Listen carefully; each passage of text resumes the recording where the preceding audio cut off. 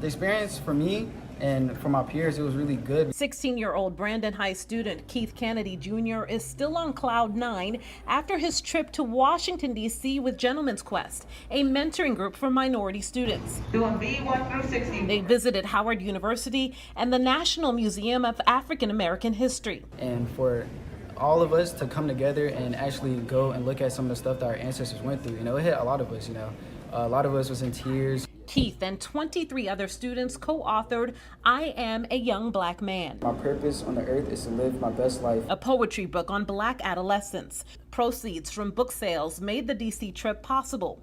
The book itself also paved the way for these authors to be featured at the National Poetry Museum. Tavis Myrick is the executive director of Gentlemen's Quest. Most of the students communicated to me that they felt like their voice was actually being heard. And not just at a local level, but at a national level, from people in Washington, D.C. to want to come and hear them. In addition to us being in the museum, there was the museum curators as well as some local poets that was there to hear them read their poems. Myrick says for many, this was their first exposure to the art form. I love poetry I really like expressing myself through poetry and through words. At Brandon High, Keith is a varsity basketball player, a member of the Christian Club and Black Student Union.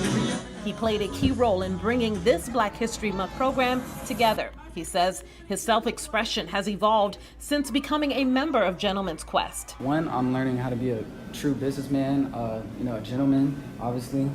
And, now I can express the 5 W's that's in the program. And our 5 W's is being well-dressed, well-read, well-spoken, well-cultured, and being well-traveled.